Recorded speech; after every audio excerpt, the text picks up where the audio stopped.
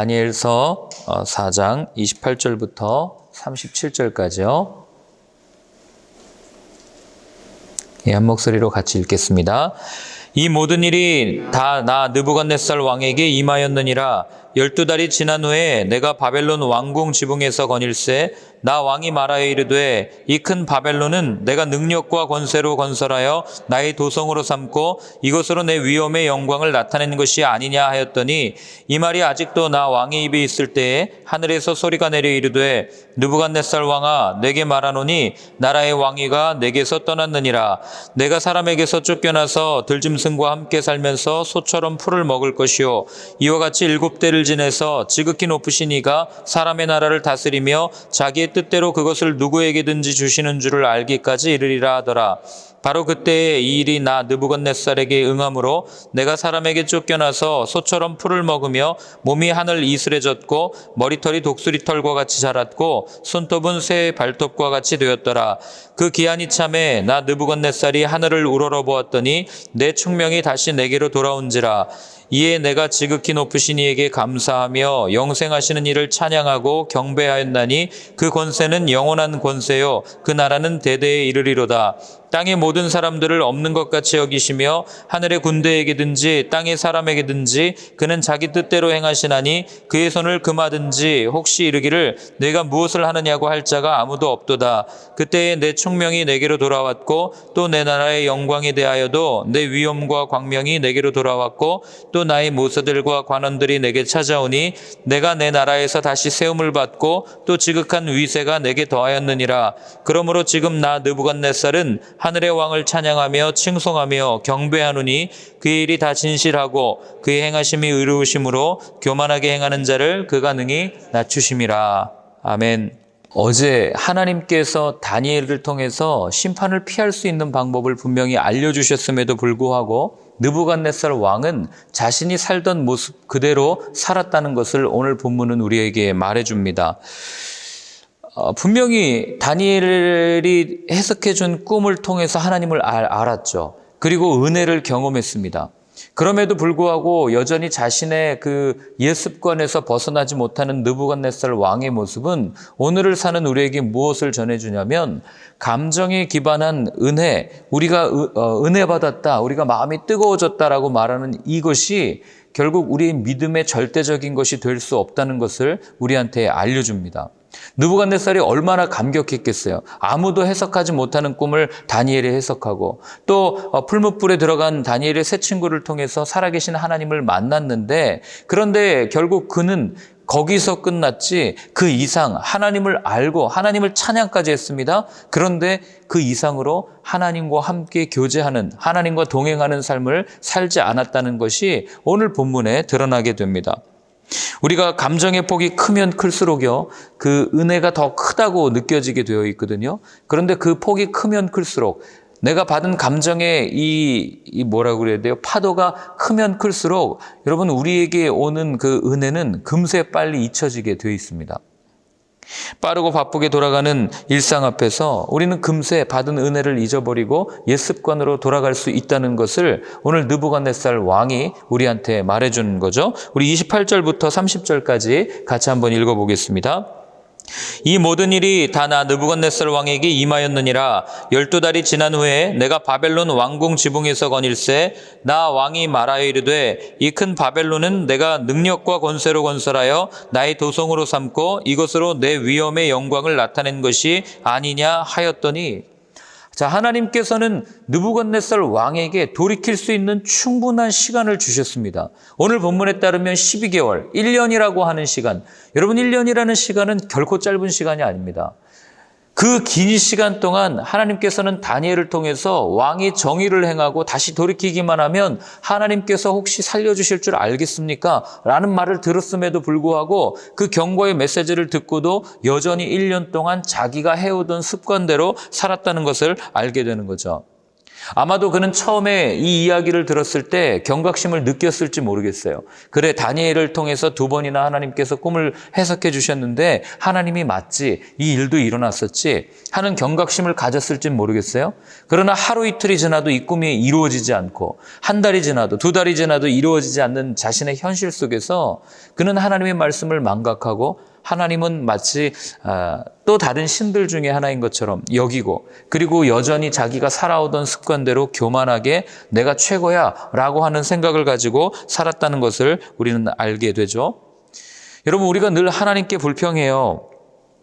왜 불평하냐면 이런 질문을 던지죠. 왜 하나님 이런 심판을 내가 겪어야 됩니까? 왜 내가 이런 어려움을 겪어야 됩니까? 왜 내 삶에 이런 힘든 일들이 왜 나에게만 있는 것 같습니까? 하나님 앞에 질문합니다. 물론 우리의 삶을 이렇게 가만히 보면 아무 이유 없이 우리에게 주어지는 시험도 분명히 있습니다. 욥 보셨잖아요. 분명히 그런 시험이 있지만, 그러나 다수의 시험은 우리가 하나님을 피하려고 하다가 생기는 어려움일 때가 왕왕 있다는 거죠. 아니, 더 많을 수 있습니다. 하나님께서 하신 말씀대로 살고 싶은데 그 말씀대로 살면 너무 많은 손해를 보기 때문에 내가 그 하나님의 말씀은 잠깐 뒤로 제쳐두고 내 뜻과 내 의지를 가지고 살아가다가 우리는 구덩이에 빠져서 하나님 앞에 울부짖을 때가 많이 있다는 거죠. 우리가 남의 눈에 있는 들보는 잘 봐도 내 눈에 있는 티는 잘 못 본다고, 내가 왜 이런 어려움을 겪어야 됩니까 하고 하나님 앞에 불평은 많이 하지만, 그런 어려움을 겪게끔 해왔던 나의 행동, 나의 습관, 나의 일들에 대해서는 잘 이렇게 생각하지 못할 때가 있습니다. 오늘도 한번 보세요. 누가 끝까지 잘못한 거예요? 1년이라는 시간을 하나님께서 주셨음에도 불구하고 오늘 바벨론의 느부갓네살이 하는 말이, 내가 내 능력과 권세로 건설하여 나의 도성으로 삼고 이것으로 내 위엄의 영광을 나타낸 것이 아니냐. 이 말은 내가 했다, 이 얘기를 지금 하고 있는 거예요. 자랑하는 거죠. 어디에 있을 때요? 왕궁 지붕 위를 거닐 때. 혼자 자아도취에 빠져 있는 거죠. 우리가 살아가는 이 시대가 어쩌면 우리 각자에게 자아도취에 빠지는 삶을 강요하고 있는지도 모르겠어요. 봐봐, 너 그만큼 고생해서 이루었잖아. 이거 네가 한 거야. 너 그렇게 열심히 해가지고 이 정도 자리까지 올라갔잖아. 개천에서 용났잖아. 그건 네가 한 거야. 그런데 우리 그리스도인들은 내가 했다는 말을 평생 잊어버려야 되는 단어 중에 하나예요. 내가 한 게 하나도 없기 때문에 돌이켜보면 내가 한 것이 아니요 아버지께서, 그분께서 이루어 주셨다는 것을 우리는 분명히 알기 때문에 단 한순간도 하나님 내가 이루었습니다라는 이런 교만한 고백을 버리게 되는 저와 여러분들이 되었으면 좋겠습니다. 자, 31절부터 33절까지를 같이 읽겠습니다. 이 말이 아직도 나 왕의 입에 있을 때에 하늘에서 소리가 내려 이르되, 느부갓네살 왕아, 내게 말하노니 나라의 왕위가 내게서 떠났느니라. 내가 사람에게서 쫓겨나서 들짐승과 함께 살면서 소처럼 풀을 먹을 것이요, 이와 같이 7대를 지내서 지극히 높으신 이가 사람의 나라를 다스리시며 자기의 뜻대로 그것을 누구에게든지 주시는 줄을 알기까지 이르리라 하더라. 바로 그때에 이 일이 나 느부갓네살에게 응함으로 내가 사람에게 쫓겨나서 소처럼 풀을 먹으며 몸이 하늘 이슬해졌고 머리털이 독수리 털과 같이 자랐고 손톱은 새 발톱과 같이 되었더라. 아멘. 자, 이 말이 아직도 나 왕의 입에 있을 때에, 이 얘기는 말하는 순간에 그렇게 이루어졌다라고 해석해도 되지만 그 말을 하고 얼마 되지 않아서 이런 뜻도 갖고 있는 거죠. 그러니까 아주 짧은 시간 안에, 즉 우리의 마음에 한번 내가 내뱉은 말은 사실 마음에 있는 게 나오는 거잖아요. 그 마음이 사그러들기 전에 여전히 이 느부갓네살이 교만한 마음을 가지고 있을 그때에 어떤 일이 일어납니까? 하늘에서 소리가 내려서 이러세요. 너 끝났어. 그 얘기를 들려주는 거예요. 너 이제 네가 누리던 영광 끝났어. 그 얘기를 하는 거죠. 여러분, 이걸 보면서 우리는 한 가지 확신을 가져야 됩니다. 하나님의 말씀은 반드시 이루어집니다. 라는 확신을 가져야 되는 거죠. 자, 이 왕이 1년 전에 이 꿈을 들었을 때 이 일이 정말 일어난다고 생각했을까요? 이거 한번 생각해 보셨습니까? 여러분들에게 제가 오늘 얘기해요. 1년 뒤에 이런 일이 일어날 겁니다. 당신에게 어려운 일이 일어날 겁니다. 그럼 여러분 어떻게 하시겠어요? 정말 저를 신뢰한다면. 그런 걸로 신뢰하란 말이 아니에요. 예를 들어서 말씀드리는 겁니다. 제가 아주 용해요. 미래 일을 막 맞춰드렸어요. 여러분들의 일들을. 근데 제가 불길한 예언을 했어요. 그럼 여러분 어떻게 하시겠어요? 뭘 어떻게 오늘부터 준비하겠죠. 1년 뒤에 이런 일이 일어나니까 이걸 위해서 이렇게 해서 이렇게 내가 준비해야 되겠다라고 하는 게 정상이잖아요. 그런데 오늘 본문에 보면 느부갓네살 왕은 그 말을 듣고도 여전히 똑같은 일상을 살았다는 거죠. 그 얘기는 다니엘의 말을 한 귀로 듣고 한 귀로 흘렸다는 것을 알게 됩니다.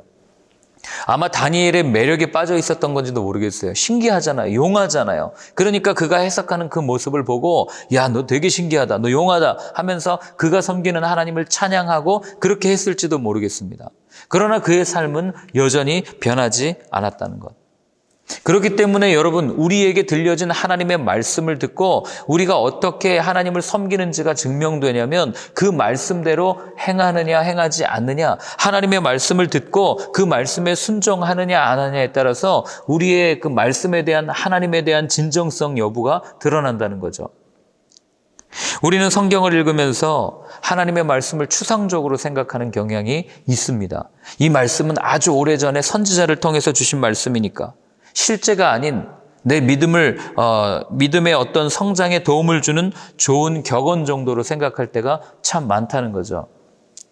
깊이 묵상하지 않으면 내 삶에 잘 적용되지 않고 내용도 많고 그 다음에 이게 오늘날 어떻게 이루어질지도 우리는 잘 생각하지 않기 때문에 하나님의 말씀은 그냥 아주 오래전에 나와는 그래 내게 구원을 주신 예수님의 말씀들은 조금 관련이 있는 것 같지만 다른 하나님의 말씀들은 나와는 조금 거리가 있는 그런 하나님의 말씀은 아닐까? 이런 생각을 하고 사는 거죠.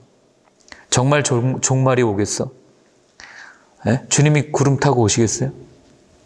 어제도 그런 질문 받았는데 정말 주님이 구름 타고 오십니까? 전 가끔 기도합니다. 하나님 내게도 근두운을 주시옵소서. 이렇게 기도하거든요. 구름 타고 다니게. 그 문자적인 이유잖아요. 예수님이 반드시 오신다는 그건데 우리는 이걸 믿냔 말이에요. 그렇게 얘기하면 그래요. 그거 보세요. 하나님의 말씀은 상징과 비유지 그게 정말 일어나겠습니까? 거꾸로 또 저한테 질문합니다. 그러나 이사야서는 우리에게 분명히 말씀해 줍니다. 풀은 마르고 꽃은 시들겠지만 하나님의 말씀은 영원할 겁니다. 그 이야기를 우리한테 들려주는 것 아니겠어요? 그래서 여러분 이 확신을 가지셔야 돼요. 하나님의 말씀은 1.1획도 틀림이 없이 반드시 때가 되면 이루어집니다. 우리가 그걸 어떻게 할 수 있습니까? 여러분들이 읽고 있는 성경에 이미 답이 있어요. 구약 성경에서 예언된 게 신약에서 이루어지지 않았습니까? 예수님에 대해 예언된 게 분명히 이루어졌습니다. 그럼 신약 성경이 예수님이 또 하신 말씀은 언젠가 반드시 이루어진다. 이게 성경이 우리한테 주는 그림자와 같은 비밀이라는 거죠. 그래서 우리가 이것을 믿냐 안 믿냐 이게 우리의 믿음의 수준이고 우리의 믿음의 증거라는 거죠. 자, 34절과 35절을 같이 한번 읽겠습니다. 그 기한이 참에 나 느부갓네살이 하늘을 우러러보았더니 내 충명이 다시 내게로 돌아온지라. 이에 내가 지극히 높으신 이에게 감사하며 영생하시는 이를 찬양하고 경배하였나니 그 권세는 영원한 권세요 그 나라는 대대에 이르리로다. 땅의 모든 사람들을 없는 것 같이 여기시며 하늘의 군대에게든지 땅의 사람에게든지 그는 자기의 뜻대로 행하시나니 그의 손을 금하든지 혹시 이르기를 내가 무엇을 하느냐고 할 자가 아무도 없도다. 아멘. 여러분 오늘 이제 이 본문을 끝으로 느부갓네살 왕이 안 나와요.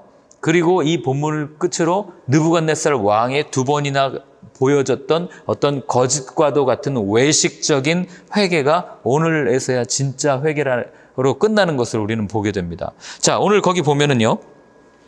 34절에 그 기한이 참에라고 되어 있죠. 이게 우리가 고난을 대할 수 있는 자세여야 돼요. 하나님의 고난에는 반드시 끝이 있다. 이게 성경이 처음부터 끝까지 우리한테 말해주는 거예요. 하나님의 창조가 있으면 반드시 종말이 있습니다. 예수님의 탄생이 있으면 반드시 죽음이 있고 그리고 부활이 있어요. 우리의 삶도 마찬가지죠. 하나님께서 왜 이스라엘 백성을 광야에서 40년 동안 그렇게 죽어라 고생시켰을까요? 1년, 2년 정도 시키면 안 됩니까? 왜 하나님께서는 남유다 백성들을 바벨론에 70년 동안 포로로 끌고 가서 그렇게 고생시켰냐고요. 그냥 한 5년 정도 고생시키면 안 됩니까? 여기에는 우리가 알 수 없는 신비가 숨겨져 있는 거예요. 왜 하나님 40년입니까? 왜 하나님 70년입니까? 다 하나님께서 정하신 기한, 때가 있기 때문에 그렇습니다. 라고 우리는 답할 수 있는 거죠. 하나님의 시계는요, 사람의 힘이나 노력이나 의지로 돌릴 수 있는 게 아니에요. 시계가 멈춘 것 같은데요. 건전지를 좀 갈아야 되겠습니다. 하나님, 내가 한번 열심히 갈아보겠습니다 한다고 하나님의 시계가 움직여지는 게 아니라고요. 하나님의 시계는 반드시 하나님의 타이밍, 하나님의 때에 맞춰서 움직여지는 거죠. 그렇기 때문에 여러분, 우리가 이제 인생의 계획을 짤 때, 우리가 이제 뭐 11월, 12월 되면 다이어리도 많이 사고 또 한 해를 돌아보면서 내년을 계획하는데, 그렇게 내 인생을 계획할 때 내 생각, 내 시간에 맞추어서 인생을 계획하는 것이 아니라 반드시 그분께 묻고 그분의 시간에 맞출 수 있어야 되는 겁니다.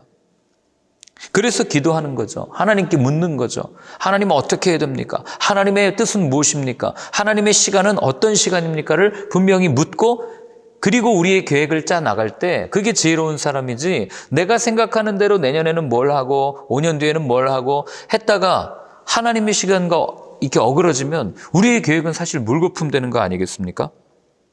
우리가 기억해야 될 것, 내 시간, 내 시계는 언제나 틀리지만 그분의 시계, 하나님의 시간은 아주 정확하다는 이 믿음을 가지고 우리가 살아갈 수 있어야 합니다. 자, 그러면 하나님은 왜 이런 어려움의 시간을 우리에게 겪게 하시는가? 왜 이런 그 고난의 광야와도 같은 이런 길을 걷게 하시는가? 그게 오늘 느부갓네살 왕의 고백에 나타나는 겁니다. 한마디로 얘기하면 하나님을 알아가게 하기 위해서 하나님은 우리에게 그런 시간들을 허락한다는 거죠. 욥도 보세요. 마지막에 고백하잖아요. 내가 이제야 내 눈으로 주님을 봅니다.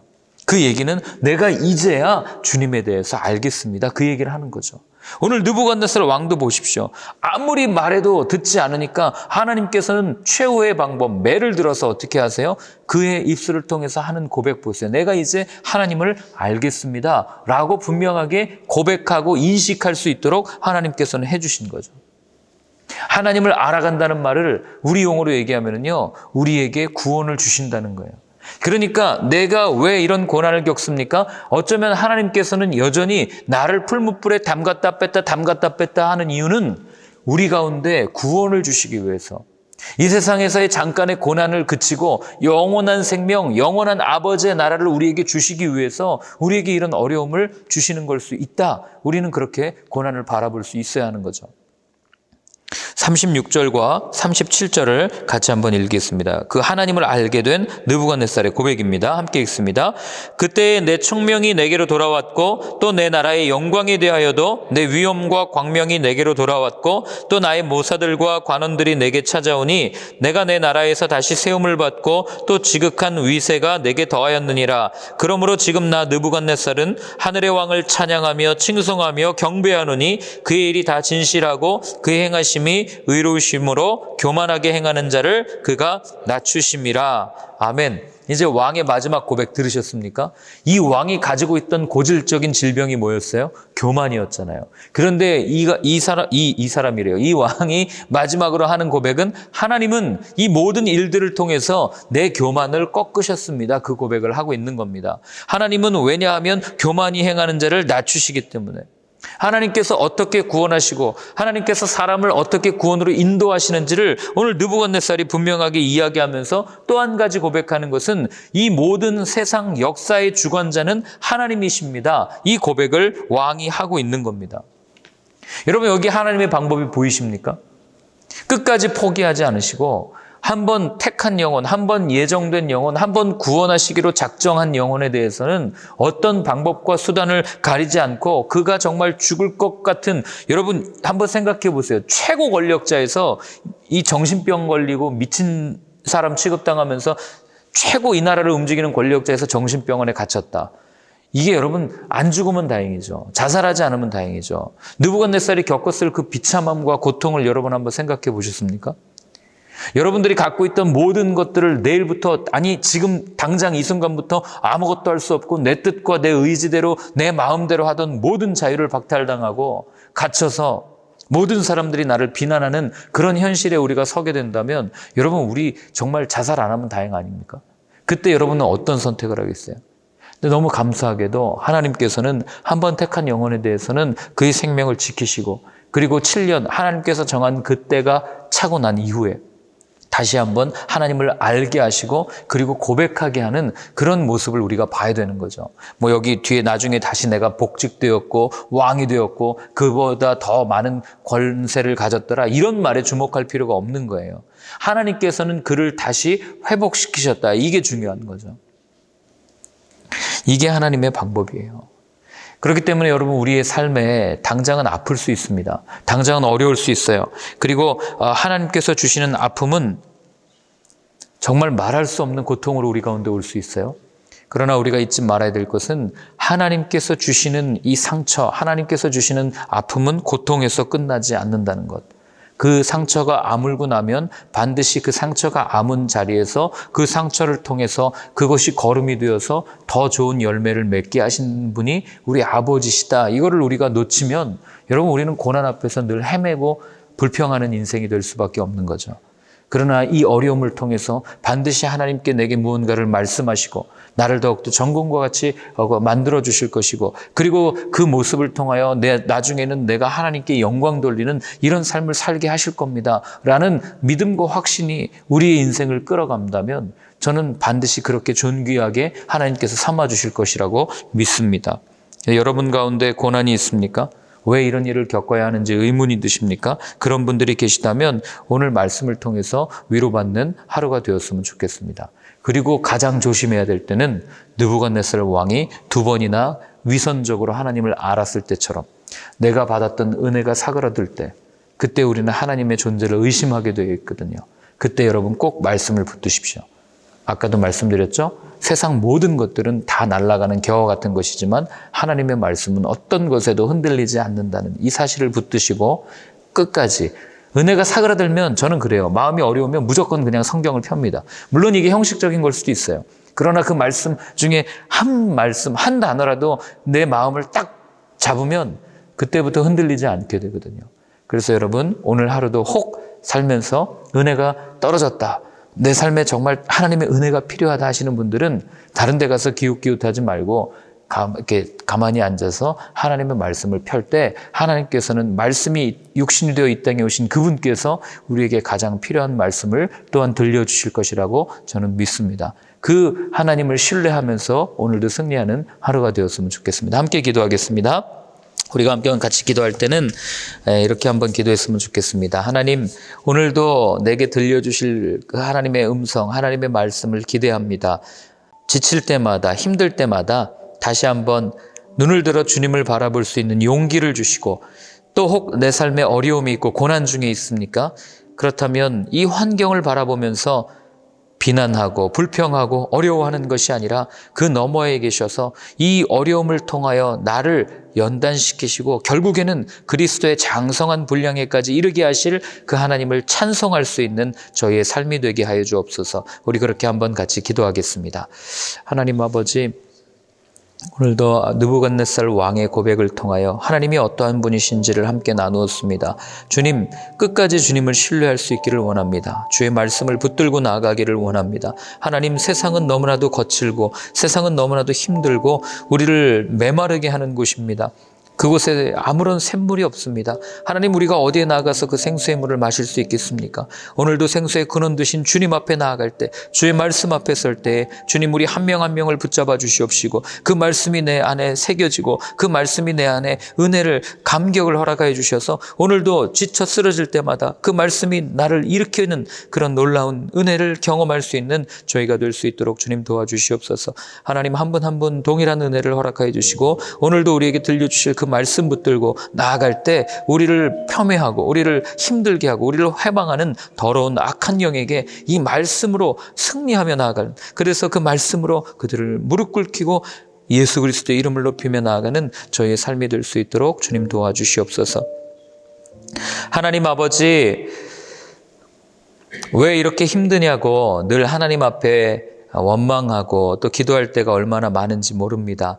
그러나 주님, 오늘 알려주셨습니다. 이 어려움들을 통하여 결국에는 우리를 구원하시고 그리고 우리를 더 아름답게 빚어가신다는 것을, 그래서 주님, 우리 입술을 통하여 날마다 주님을 찬송하며 찬양하는 저희의 삶이 될 수 있도록 주님께서 끝까지 붙들어 주신다는 것 다시 한번 기억합니다. 주님, 오늘 우리의 삶이 이런 삶이 되기를 원합니다. 한 분 한 분의 삶 가운데 어려움이 있다면 오늘 말씀이 육신이 되어 이 땅에 오신 그 주님을 우리의 삶에서 친히 경험할 수 있는 하루가 되게 하여 주시고, 그 경험을 통하여 할렐루야를 외치며 하나님 앞에 나아가는 저희의 하루가 될 수 있도록 주님 도와주시옵소서.